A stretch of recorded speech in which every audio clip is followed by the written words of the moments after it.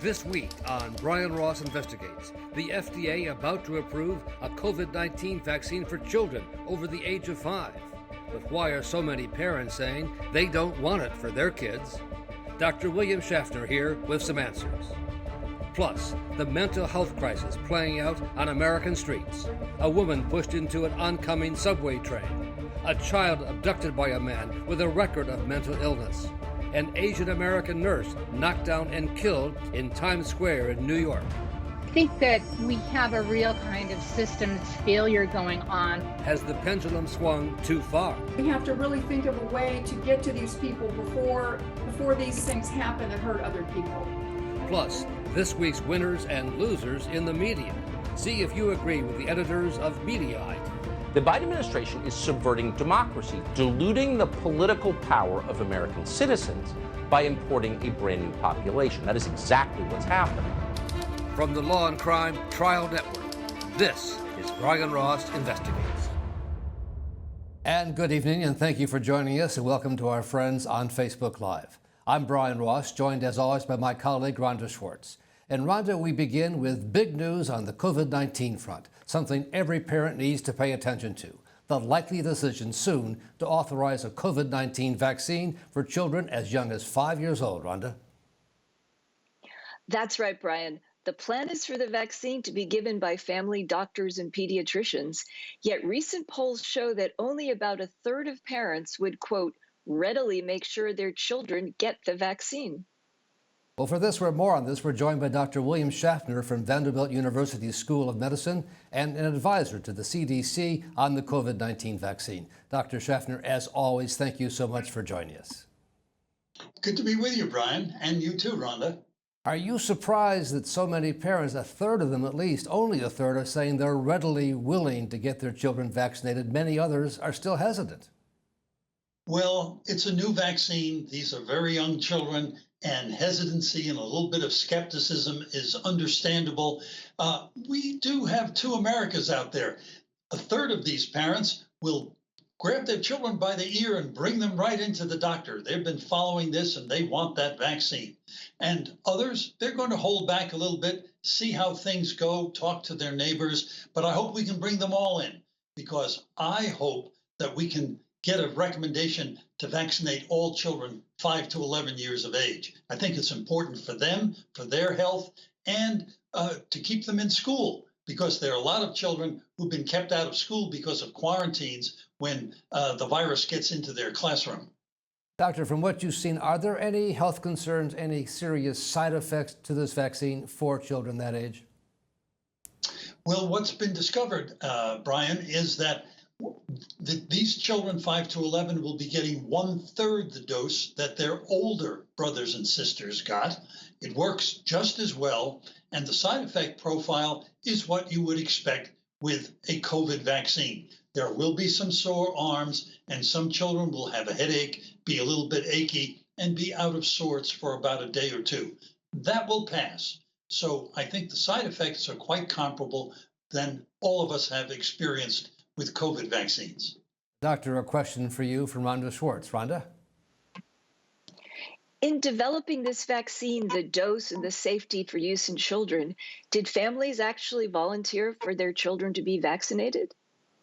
Oh, Rhonda, did they ever? In all of the locations where these studies were being performed, the notice went out, and the next day there were parents who wanted their children to enter into the study. And mind you, they had a 50-50 chance of either getting the vaccine or a placebo, but they wanted their children to have that chance of being protected just as quickly as possible. So there are a group of parents out there who've been following this very carefully. They're very knowledgeable. They want their kids protected. And I think we'll see that. We'll have a lot of early acceptors, parents bringing in their children when the vaccine becomes available for them. Doctor, from your point of view, how important is the vaccine administered to children in terms of the whole country reaching a kind of herd immunity? Well, there are two things. First of all, the vaccine, obviously, Brian, is to protect the child. Now, let's pause here for a moment, because everybody has heard that children are less severely affected than older persons by this virus. That's true. less affected doesn't mean unaffected. Let's think about this. These children, 5 to 11 years old, over 8,000 have had to be hospitalized. Half of them have had to be in intensive care units, and there are almost 100 of children in this age group that have died. So we want to protect the children. Now, in addition, just as you suggest, this will help prevent transmission amongst themselves, and they're less likely to bring it home and less likely to bring it to grandmother during Thanksgiving or Christmas or Hanukkah or whatever you celebrate this time of the year. We've seen the trend lines with the number of cases and the number of deaths going down sharply. How do you see long-term where this country stands in terms of COVID-19 by Christmas time and by early next year? You see, my fingers are crossed. I hope this sustained reduction remains sustained. I hope we can seriously move out of the pandemic phase into what we call endemic. In other words, the virus is not going to disappear. It will smolder along, and we'll be doing whatever we can to manage it the way we manage influenza. We'll have to watch it carefully to keep it down. Talk about being manageable. I've seen some reports the CDC is considering whether some Americans might want to get a 4th dose of the vaccine. Who are they, and why would that be the case? We're concerned mostly, Brian, about people who are immune compromised. That means their own immune system is weakened, whether by disease or treatment with a medication, so that they cannot respond optimally to the vaccine. And so the thought is, if we give them an extra dose or even 2 extra doses, perhaps some of them can be brought up to a level of protection. These are people who, if they get the virus, are apt to get very severely ill. So we want to do as much as we can to protect them. And in addition to the vaccine, those folks will have to continue to wear masks and do the social distancing. And we want everyone around them to be vaccinated. And finally, Doctor, am I hearing you correctly that we're almost at the point we'll get past the pandemic stage? Well, as I said, my fingers are crossed. I think that may be the case. We're diminishing in cases, hospitalizations, and even deaths around the country. And if we can sustain that by getting more and more of our reluctant neighbors and friends vaccinated, I think we can get there and finally get ahead of this virus and keep it down. All if there's no new rogue variant that shows up. We always have to have that off on the side and watch it. But we could get there by this winter. By this winter, you actually think so? That's some good news. Well, I hope so. I'm optimistic, but cautiously so. We have to keep doing what we're doing very thoroughly. Vaccine continues to be important. Those boosters that we've been talking about a lot recently, but also getting unvaccinated people on board to accept the vaccine. Dr. William Schaffner, thank you so much once again this evening for joining us. My pleasure. Coming up next, this country's mental health crisis. What's to be done about people with mental illness putting the lives of others at risk? You're watching Brian Ross Investigates on the Law and Crime Trial Network.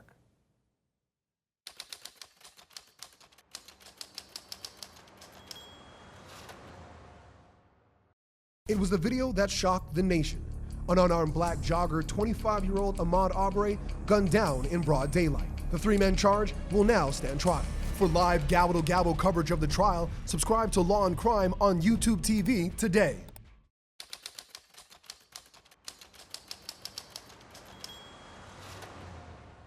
We turn now to the mental health crisis this country is suffering and really failing to deal with, highlighted by some troubling videos that show people with a record of mental illness who have been arrested previously, turned loose on the streets, and then acting out in some very serious ways.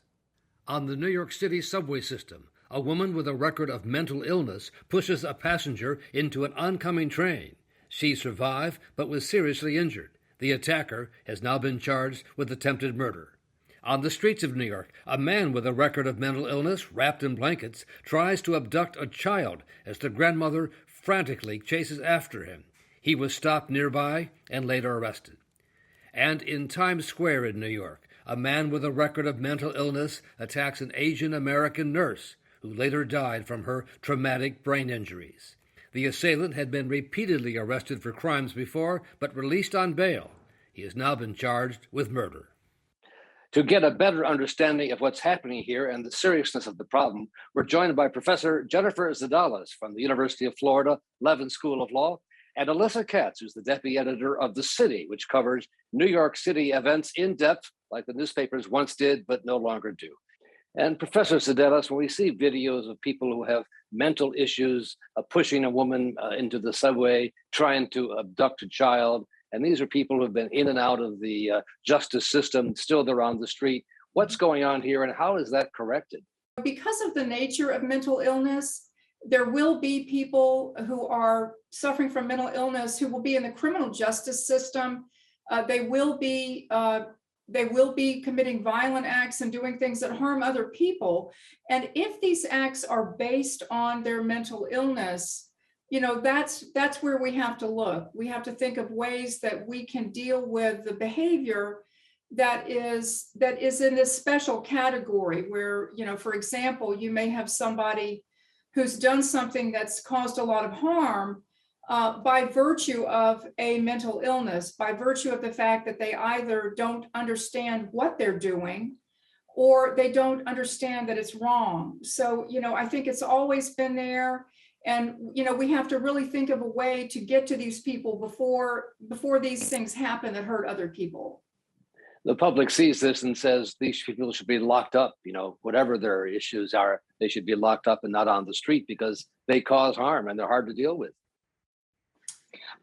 Well, I think that we have a real kind of systems failure going on, which is a kind of combination of reduced capacity in a lot of systems, but also elements of mental health response that were a real success historically that need to be revisited and improved upon. And by that, I mean that we have people with mental illness, as they should, have the freedom to live as they choose. They have the freedom to not be institutionalized, the freedom to live in the community unless they are a threat to themselves or others. And that becomes, makes it very challenging to simply say, okay, well, somebody is decompensating, meaning not taking their medication, having a psychotic episode that for a small proportion of people, right? Most people are not violent, but for those who are violent, that violence can end up harming people. And then the question becomes, well, what do you do in those instances? And generally, here in New York City, the hospitals can take someone in temporarily, really for no more than 3 days. And because of lack of capacity, but also because of people's legal rights, they have to be back out on the street. And Professor, from your point of view, we know it's not just New York City, it's happening across the country. What's at the heart of this issue? Why are there not better mental health facilities to deal with people who have these issues? Well, that's a very good question. And, I agree with my colleague that, using Florida's Baker Act, our, Civil Commitment Act as an example, Brian, you have to be an imminent danger to yourself or others. There's a strong legal standard that applies before a person can be taken into custody because of mental health problems.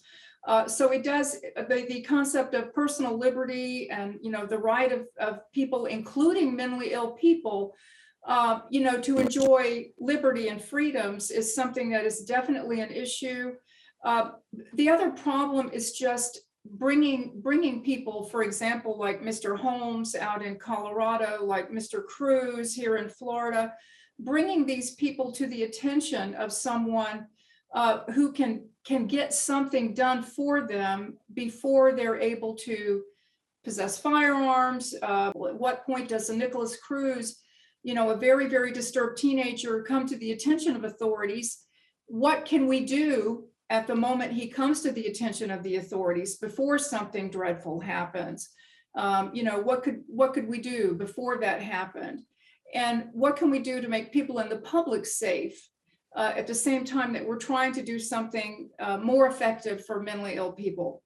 And Alyssa Katz, as you have reported and your reporters have indicated, for the New York City Police Department to deal with these issues, they're not the perfect ones to handle such issues. Are they really trained to deal with those who have these kinds of issues?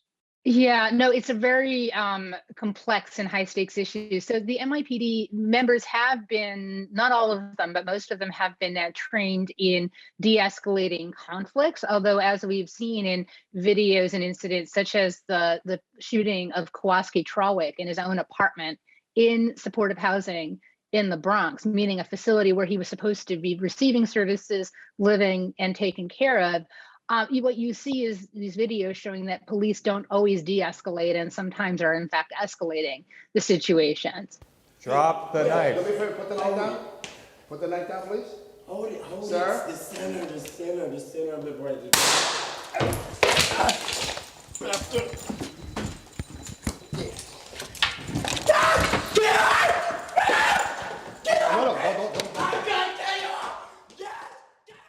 And so in response to that general problem, the city of New York has begun to send out some teams to 911 calls who don't include NYPD at all, who include a social worker and an EMT, although the EMTs are not happy about this. The union said that a lot of members were just refusing to go out because they were concerned it would be risky to themselves.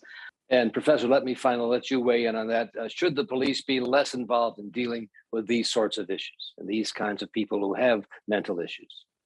When it is safe to do so, absolutely. There may be times when the police do not need to be involved, but a lot of these cases are coming to the forefront on a, I don't want to use the term routine, but they're coming to the attention of all of us based on an ordinary request for law enforcement assistance. And so I think that the police need to be trained as well. I think that they need to be made aware of various ways that mental health professionals have always dealt with these people. So it's a complex problem. And I don't think that we're going to solve it by simply trying to separate out a class of events where we can, go without police and then have other events where we have to have police. I think it's more complicated than that. All right. Professor Jennifer Zedalis from the University of Florida Levin School of Law, and Alyssa Katz, the deputy editor of The City. Thank you both for being with us here tonight. Thank you. Brian.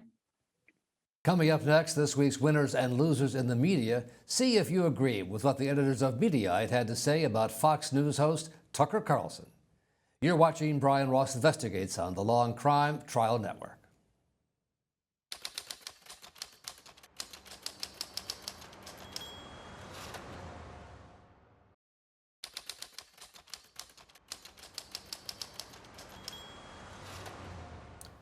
Time now for this week's winners and losers in the media, as chosen by the editors of Mediaite. And we're joined by Aidan McLaughlin, who's the editor-in-chief of Mediaite, which, like the Law and Crime Trial Network, is part of the Dan Abrams media empire. And Aidan, tonight, instead of a winner, you've chosen one big loser. Tell us.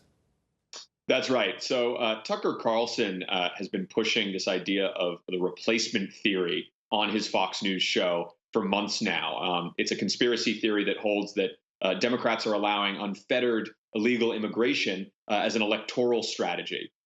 He contradicted himself on that subject on air, and we have the two videos now, I think, which show how he's speaking out of both sides of his mouth on this. So America will never be the same after this, and of course that's the whole point of the exercise. The Biden administration is subverting democracy, diluting the political power of American citizens by importing a brand new population. That is exactly what's happening. There's no way to justify this on the basis that it's good for America. It's not. It's good for the Democratic.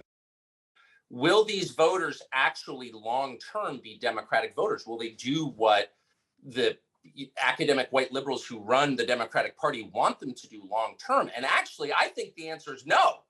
But white liberals bring these people in and imagine that they're all going to be like Oberlin graduates, living in Brooklyn, and drinking artisanal coffee. Actually, no, not at all. So I think and you see it in the voting patterns, by the way.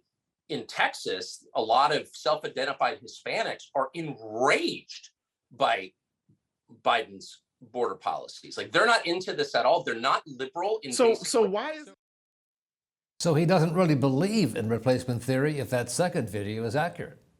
That's right. So, just to reiterate, the concept of replacement theory is that Democrats are deliberately importing undocumented immigrants from Latin America and Central America in order to have a stronger electoral base, right? So the idea is that these immigrants will vote for Democrats. Now, it's been called a racist conspiracy theory because this idea that sort of brown immigrants are replacing good white Americans has been a racist conspiracy theory for years. Tucker Carlson embracing it is new, and he's actually gotten a lot of criticism for embracing this theory. But fundamentally, the idea that new immigrants vote for Democrats by default is something that analysts have challenged for a while now, and I think was further eroded by the fact that Donald Trump expanded his share of the Latino vote in 2020.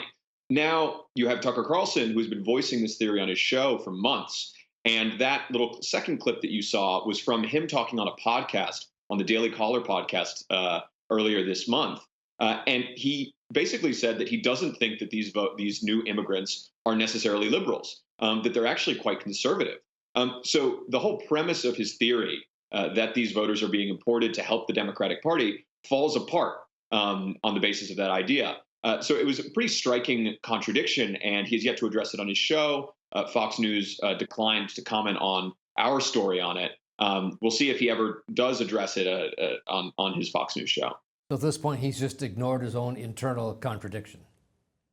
Yeah, I think so. I mean, there's no other way to explain it. He could say that while it's a Democratic strategy to import these new voters, it won't work because they're so conservative. But that's not what he's saying on his show. He's saying that they are importing these voters and that they will vote for Democrats. So any way you cut it, it's a glaring contradiction. And knowing it, it should inspire him to maybe let go of the conspiracy theory. I doubt he will do that, judging from his track record. Right. The theory is very popular with his viewers, and he likes his ratings, no doubt. Aidan McLaughlin, Editor-in-Chief of Mediaite, thank you so much for being with us here tonight. And thanks to all of you for joining us tonight. We'll be back again next week. And a big thanks to our staff here at Law&Crime for getting us on and off the air.